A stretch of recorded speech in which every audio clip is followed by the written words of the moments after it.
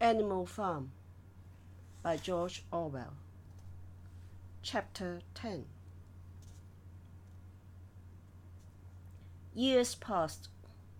The seasons came and went. The short animal lives fled by. A time came when there was no one who remembered the old days before the rebellion except Clover, Benjamin, Moses the raven, and a number of the pigs. Muriel was dead. Bluebell, Jessie, and Pincher were dead. Jones too was dead. He had died in an inebriated home in another part of the country. Snowball was forgotten. Boxer was forgotten, except by the few who had known him. Clover was an old, stout mare now, stiff in the joints and with a tendency to rheumy eyes. She was 2 years past the retiring age, but in fact, no animal had ever actually retired. The talk of setting aside a corner of the pasture for superannuated animals had long since been dropped. Napoleon was now a mature boar of 24 stone. Squealer was so fat that he could with difficulty see out of his eyes. Only old Benjamin was much the same as ever, except for being a little grayer about the muzzle, and since Boxer's death, more morose and taciturn than ever. There were many more creatures on the farm now, though the increase was not so great as had been expected in earlier years. Many animals had been born to whom the rebellion was only a dim tradition, passed on by word of mouth, and others had been bought who had never heard mention of such a thing before their arrival. The farm possessed 3 horses now besides Clover. They were fine, upstanding beasts, willing workers and good comrades, but very stupid. None of them proved able to learn the alphabet beyond the letter B. They accepted everything that they were told about the rebellion and the principles of animalism, especially from Clover, for whom they had an almost filial respect. But it was doubtful whether they understood very much of it. The farm was more prosperous now and better organized. It had even been enlarged by 2 fields which had been bought from Mr. Pilkington. The windmill had been successfully completed at last, and the farm possessed a threshing machine and a hay elevator of its own, and various new buildings had been added to it. Whymper had bought himself a dog cart. The windmill, however, had not after all been used for generating electrical power. It was used for milling corn and brought in a handsome money profit. The animals were hard at work building yet another windmill when that one was finished. So it was said the dynamos would be installed. But the luxuries of which Snowball had once taught the animals to dream, the stores with electric lights and hot and cold water, and the 3-day week, were no longer talked about. Napoleon had denounced such ideas as contrary to the spirit of animalism. The truest happiness, he said, lay in working hard and living frugally. Somehow, it seemed as though the farm had grown richer, without making the animals themselves any richer, except, of course, for the pigs and the dogs. Perhaps this was partly because there were so many pigs and so many dogs. It was not that these creatures did not work after their fashion. There was, as Squealer was never tired of explaining, endless work in the supervision and organization of the farm. Much of this work was of a kind that the other animals were too ignorant to understand. For example, Squealer told them that the pigs had to expend enormous labors every day upon mysterious things called files, reports, minutes, and memoranda. These were large sheets of paper which had to be closely covered with writing, and as soon as they were so covered, they were burnt in the furnace.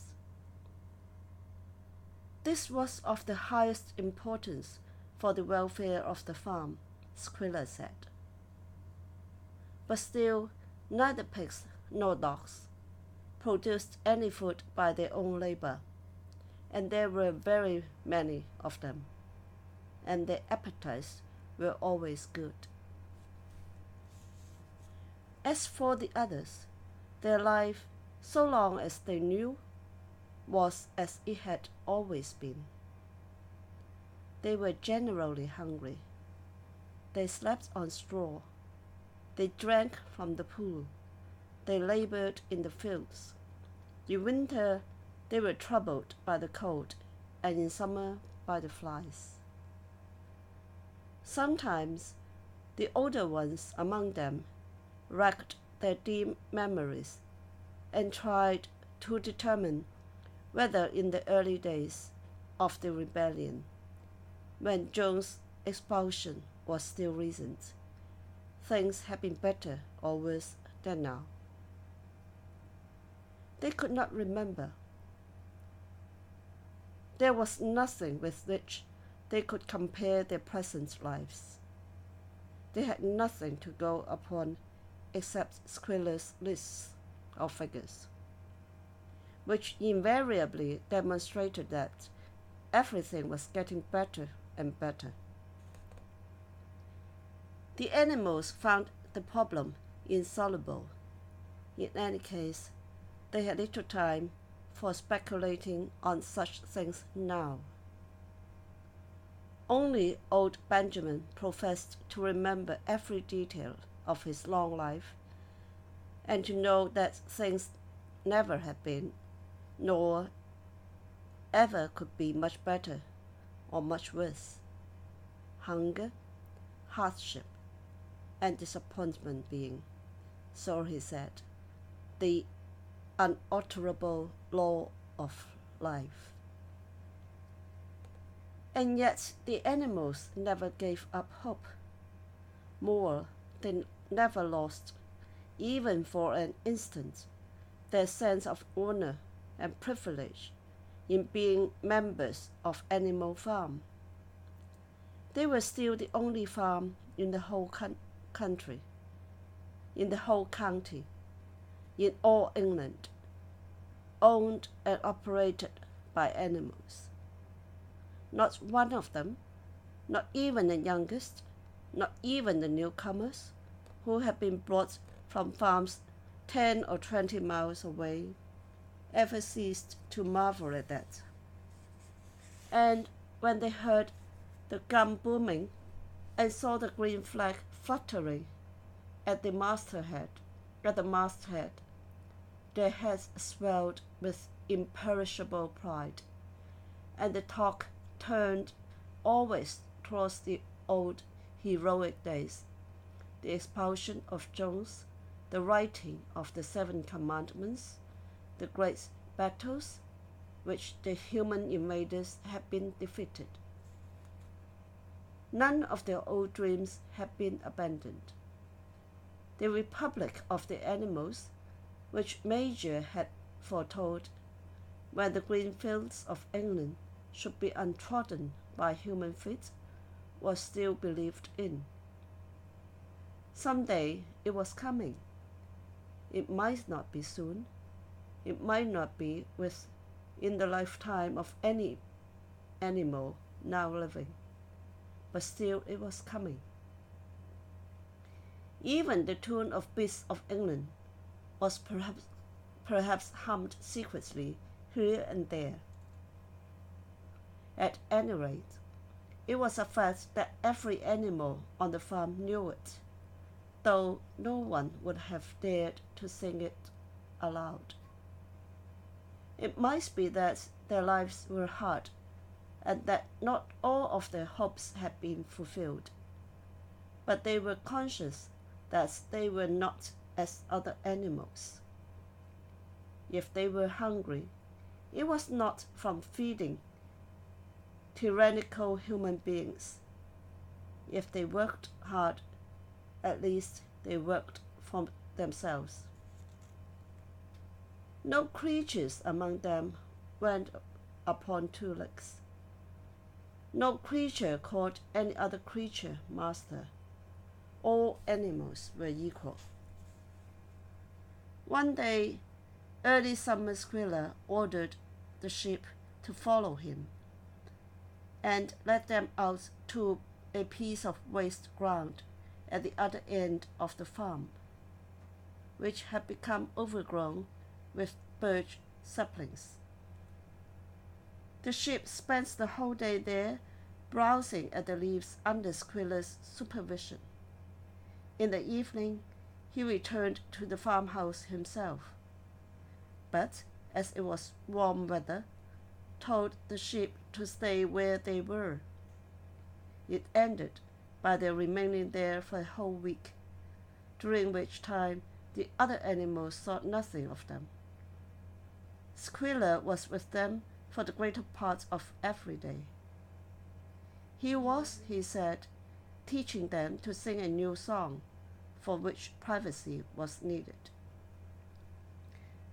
It was just after the sheep had returned on a pleasant evening, when the animals had finished work and were making their way back to the farm buildings, that the terrified neighing of a horse sounded from the yard. Startled, the animals stopped in their tracks. It was Clover's voice. She neighed again, and all the animals broke into a gallop and rushed into the yard. Then they saw what Clover had seen. It was a pig walking on his hind legs. Yes, it was Squealer. A little awkwardly, as though not quite used to supporting his considerable bulk in that position, but with perfect balance.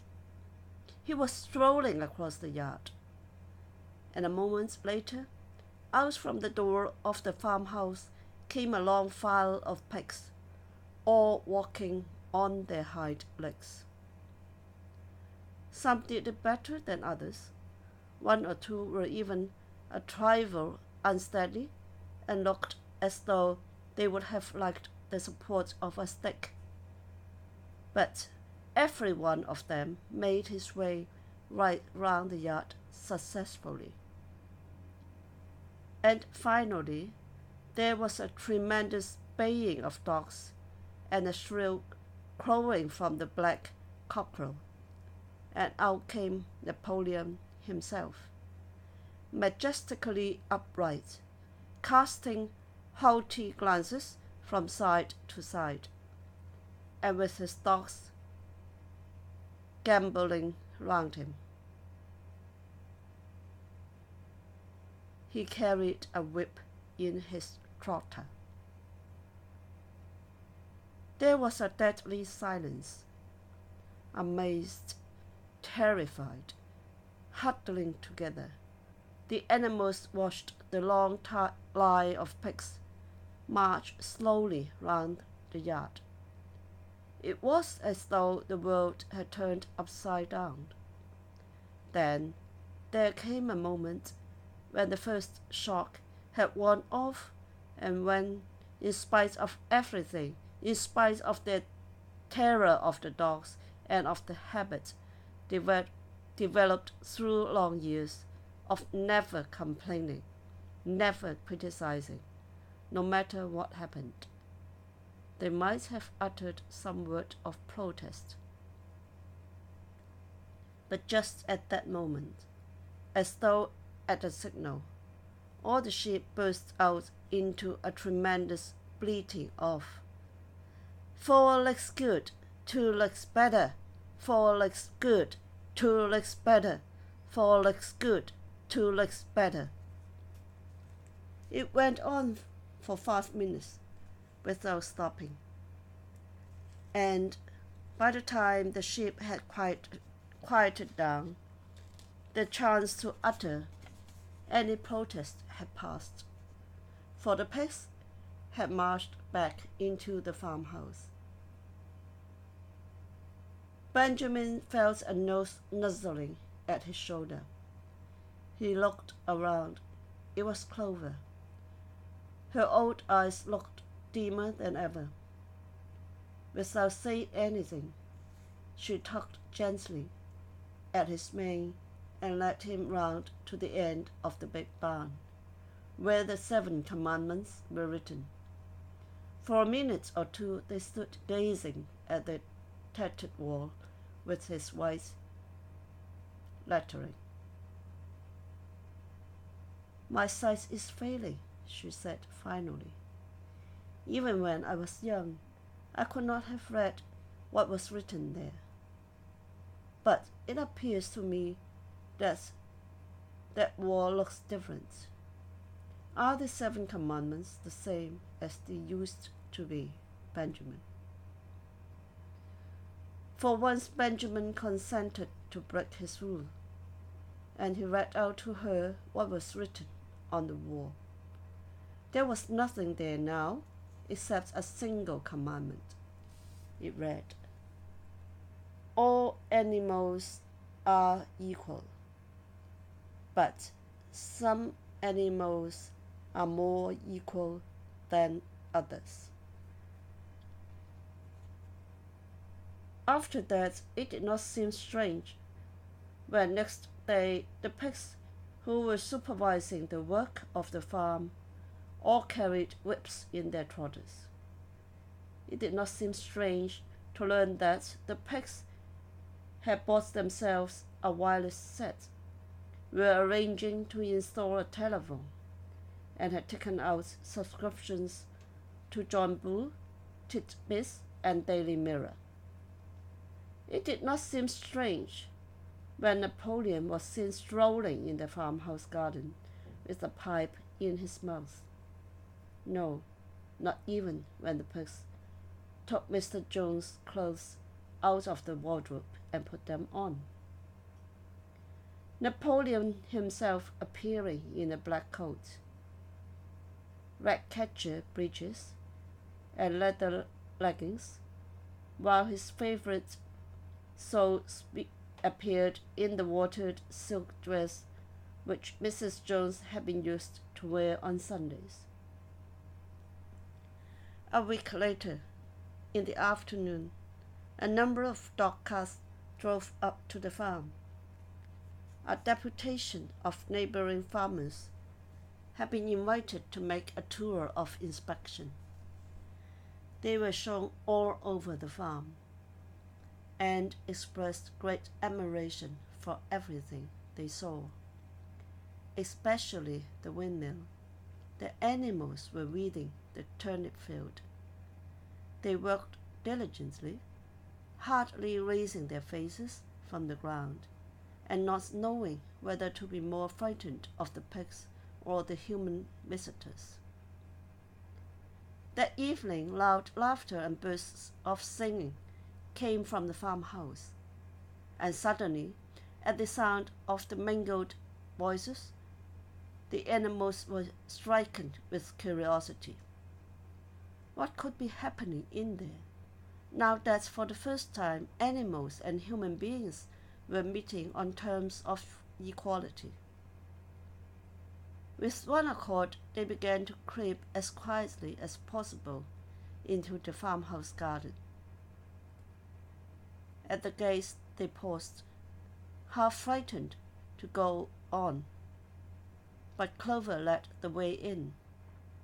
They tiptoed up to the house, and such animals as well as were tall enough peered in at the dining room window. There, round the long table, sat half a dozen farmers and half a dozen of the more eminent pigs, Napoleon himself occupying the seat of honor at the head of the table. The pigs appeared completely at ease in their chairs. The company had been enjoying a game of cards, but had broken off for the moment, evidently in order to drink a toast. A large jug was circulating, and the mugs were being refilled with beer. No one noticed the wondering faces of the animals that gazed in at the window. Mr. Pilkington of Foxwood had stood up, his mug in his hand. In a moment, he said, he would ask the present company to drink a toast, but before doing so, there were a few words that he felt it incumbent upon him to say. It was a source of great satisfaction to him, he said, and he was sure, to all others present, to feel that a long period of mistrust and misunderstanding had now come to an end. There had been a time, and not that he or any of the present company had shared such sentiments, but there had been a time when the respected proprietors of Animal Farm had been regarded, he would not say with hostility, but perhaps with a certain measure of misgiving, by their human neighbors. Unfortunately, incidents had occurred, mistaken ideas had been current. It had been felt that the existence of a farm owned and operated by pigs was somehow abnormal, and was liable to have an unsettling effect in the neighborhood. Too many farmers had assumed, without due inquiry, that on such a farm a spirit of license and in discipline would prevail. They had been nervous about the effects upon their own animals, or even upon their human employees. But all such doubts were now dispelled.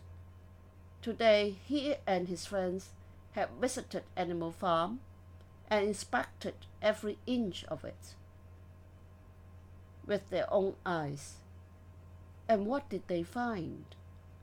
Not only the most up-to-date methods, but a discipline and an orderliness which should be an example to all farmers everywhere. He believed that he was right in saying that the lower animals on Animal Farm did more work and received less food than any animals in the county. Indeed, he and his fellow visitors today had observed many features which they intended to introduce on their own farms immediately. He would end his remarks, he said, by emphasizing once again the friendly feelings that subsisted and ought to subsist between Animal Farm and its neighbors. Between pigs and human beings, there was not, and there need not be, any clash of interests whatever. Their struggles and their difficulties were one. Was not the labor problem the same everywhere? Here it became apparent that Mr. Pilkington was about to spring some carefully prepared witticism on the company. But for a moment he was too overcome by amusement to be able to utter it. After much choking, during which his various chins turned purple, he managed to get it out. "If you have your lower animals to contend with," he said, "we have our lower class."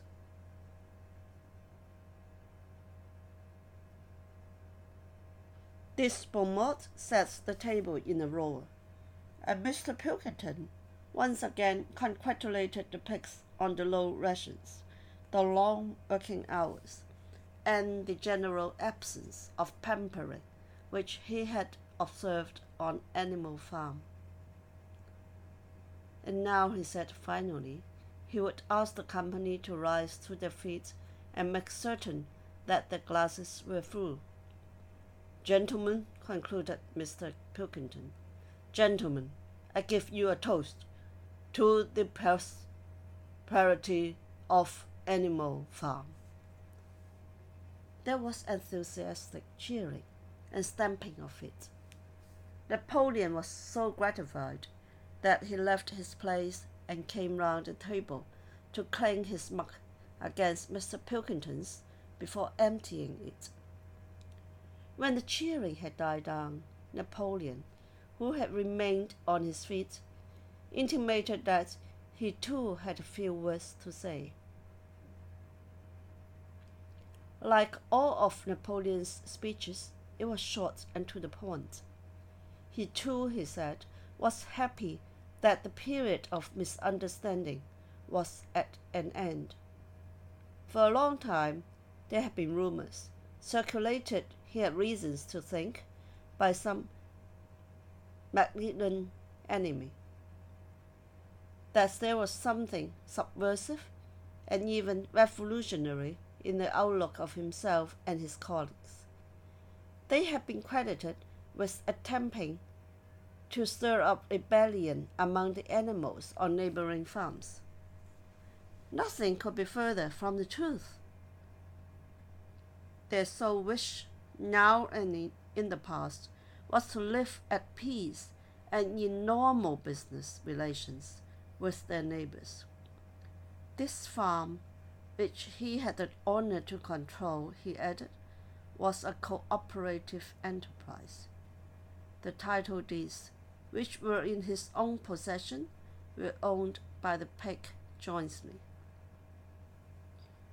He did not believe, he said, that any of the old suspicions still lingered, but certain changes had been made recently in the routines of the farm which should have the effect of promoting confidence still further. Hitherto the animals on the farm had had a rather foolish custom of addressing one another as comrade. This was to be suppressed. There had also been a very strange custom, whose origin was unknown, of marching every Sunday morning past a boar's skull which was nailed to a post in the garden. This too would be suppressed, and the skull had already been buried. His visitors might have observed too the green flag which flew from the masthead. If so, they would perhaps have noted that the white hoof and horn with which it had previously been marked had now been removed. It would be a plain green flag from now onwards. He had only one criticism, he said, to make of Mr. Pilkington's excellent and neighbourly speech. Mr. Pilkington had referred throughout to Animal Farm. He could not, of course, know, for he, Napoleon, was only now for the first time announcing it, that the name Animal Farm had been abolished. Henceforward the farm was to be known as the Manor Farm, which he believed was its correct and original name. "Gentlemen," concluded Napoleon, "I will give you the same toast as before, but in a different form. Fill your glasses to the brim. Gentlemen, here is my toast, to the prosperity of the Manor Farm." There was the same hearty cheering as before, and the mugs were emptied to the dregs. But as the animals outside gazed at the scene, it seemed to them that some strange thing was happening. What was it that had altered in the faces of the pigs? Clover's old dim eyes flitted from one face to another. Some of them had 5 chins, some had 4, some had 3. But what was it that seemed to be melting and changing? Then the applause had come to an end. The company took up their cards and continued the game that had been interrupted, and the animals crept silently away. But they had not gone 20 yards when they stopped short. An uproar of voices were coming from the farmhouse. They rushed back and looked through the window again. Yes, a violent quarrel was in progress. There were shoutings, bangings on the table, sharp, suspicious glances, furious denials. The source of the trouble appeared to be that Napoleon and Mr. Pilkington had each played an ace of spades simultaneously. 12 voices were shouting in anger, and they were all alike. No question now what had happened to the faces of the pigs. The creatures outside looked from pig to man, and from man to pig, and pig to man again. But already it was impossible to say which was which.